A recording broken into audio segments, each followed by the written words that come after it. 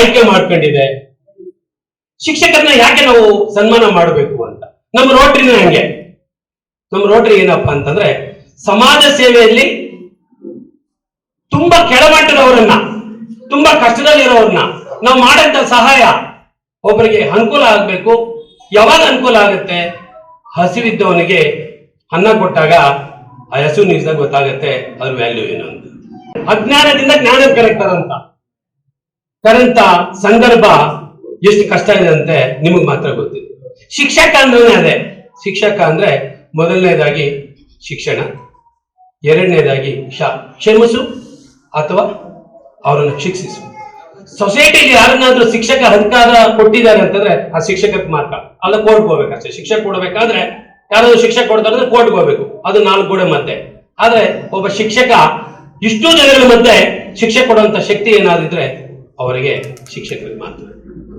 ಇನ್ನ ಕಲಿಸಂತದ್ದು ಇವೆರಡನ್ನ, ಈ 3 ಅಕ್ಷರದಲ್ಲಿ ನಿಮ್ಮ ಅಸ್ತಿತ್ವನ ಹಿಡಿದಿಟ್ಕೊಂಡು ನಮ್ಮ 120 ಜನಗಳನ್ನ ಸನ್ಮಾನ ಮಾಡ್ಬೇಕಂತೇಳಿ ನಮ್ಮ ರಾಜ್ಕುಮಾರ್ ಕೇಳಿದಾಗ ನಾನು ಅವ್ರಿಗೆ ಹೇಳಿದೆ, ಇದೇ ಸಮುದಾಯ ಭವನದಲ್ಲಿ ನೌಕರರ ಒಂದು, ಬಹುಶಃ ಈ ಲಾರಿದವರ ತಗೊಂಡಿರೋಂಥವ್ರು ಗೊತ್ತಿರುತ್ತೆ, ನೌಕರ ಸಂಘ ಅಂತ ಒಂದು ನಮ್ಮ ಕೋಲಾರ ನೌಕರ ಸಂಘ ಅಂತ ಒಂದಿತ್ತು.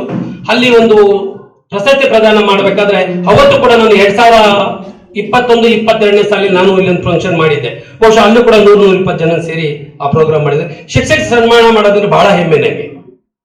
ಯಾಕಪ್ಪ ಅಂದ್ರೆ ಒಬ್ಬ ವೈದ್ಯ ತಪ್ಪು ಮಾಡಿದ್ರೆ ಒಬ್ಬ ರೋಗಿ ಸಾಯ್ಬೋದು ಅಷ್ಟೇ, ಮಹಾ ಇನ್ನೇನಾಗಲ್ಲ.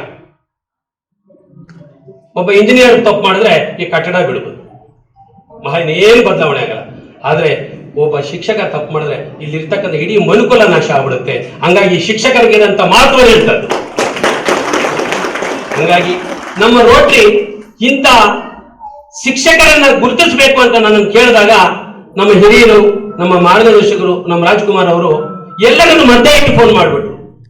ಯಾಕೆ ಗುರುಗಳ ನನ್ನನ್ನು ಕೇಳ್ತೀರಾ, ನೀವೇನ್ ಹೇಳಿದ್ರು ಅದನ್ನ ಮಾಡ್ತೀನಿ, ನನಗೆ ಯಾಕೆ ಅದನ್ನ ಟಾಸ್ಕ್ ಕೊಡ್ತಾರೆ, ನೀವೇನಾದ್ರೂ ಹೇಳಿ ಬನ್ನಿ ನಾನು ಮಾಡ್ಕೊಡ್ತೀನಿ ಅಂತ. ಕಾರಣ ಏನಂದ್ರೆ ಶಿಕ್ಷಕರನ್ನು ಗುರುತಿಸೋದೇ ನಮ್ಗೆ ಮೊದಲ ಆದ್ಯತೆ ಆಗಿತ್ತು. ಆಮೇಲೆ ನಮ್ಮ ಮೇಡಮ್ ಅವ್ರು ಹೇಳ್ತಾ ಇದ್ರು ಅವಾಗಲೇ, ಎಲ್ಲರೂ ರೋಟರಿ ಅವ್ರು ಆಗ್ಬೇಕು ನೀವು ಅಂತ. ಬಹುಶಃ ಎಲ್ಲರೂ ಕೂಡ ಎಲ್ಲೋ ಒಂದು ಕೈ ಎತ್ತಬೇಕಾದಾಗ ಸ್ವಲ್ಪ ಕಷ್ಟ ಆಗ್ತೈತೆ ಕೈ ಎತ್ತಕ್ಕೆ. ಆದ್ರೆ ಮೇಡಮ್ ಅವ್ರು ಹೇಳಿದ ಹಂಗಲ್ಲ, ಏನಪ್ಪ ಈ ಸನ್ಮಾನಕ್ಕೆ ಕರೆದ್ಬಿಟ್ಟು ರೋಟರಿ ಮೆಂಬರ್ಸ್ ಆಗಂತಿದ್ದಾರೆ, ಇದ್ಯಾವ್ದು ಕತೆ ಶುರುವಾಗಂಗೈತಲ್ಲ, ಇದನ್ನ ಎಲ್ಲ ತರ ಇದು ಇದ್ದಂಗಿದೆ. ಖಂಡಿತವಾಗೂ ಅಲ್ಲ. ಯಾಕಂದ್ರೆ ನೀವಿದ್ರೆ ಮಾತ್ರ ನಾವು, ನಿಮ್ಮಿಂದ ನಾವು ಇಲ್ಲಿ ಬರಕ್ ಸಾಧ್ಯ ಆಗಿತ್ತು. ಇಲ್ಲ ಅಂದ್ರೆ ನಾವು ಕೂಡ ಸಾಧ್ಯ ಆಗ್ತಿರ್ಲಿಲ್ಲ. ಯಾಕಂದ್ರೆ ನೀವು ಮಾಡಂತ ಸಣ್ಣ ಸಹಾಯ, ನಾವು ಕೊಟ್ಟಂತ ಸಣ್ಣ ಫೀಸು, ರೋಟರಿ ಯಾವುದು ಕೂಡ ಸ್ವಂತ ಮನೆಗೆ ತಗೊಂಡೋಗಲ್ಲ, ಎಲ್ಲ ಸಮಾಜಕ್ಕೆ ನೀಡುತ್ತೆ, ಪ್ರಕೃತಿಗೆ ನೀಡುತ್ತೆ. ನಾವು ಪ್ರಕೃತಿಯಿಂದ ಪಡೆದು ಪ್ರಕೃತಿಗೆ ವಾಪಸ್ ಕೊಡೋದ್ರಿಂದ ನಮ್ಗೆ ಏನು ನಷ್ಟ ಆಗಲ್ಲ ಅನ್ನೋ ದೃಷ್ಟಿಯಿಂದ ಅವ್ರು ಹೇಳಿದರೆ, ಹಂಗ್ಯಾರು ಕೂಡ ಅಸಮಾಧಾನ ಆಗಬೇಡಿ. ಕಾರಣ ಇಷ್ಟೇ, ನಾವು ಜ್ಞಾನವನ್ನ ಬೆಳೆಸ್ಕೊಬೇಕಾದ್ರೆ ನಿಮ್ಮ ಅವಶ್ಯಕತೆ ಬಹಳ ಇದೆ.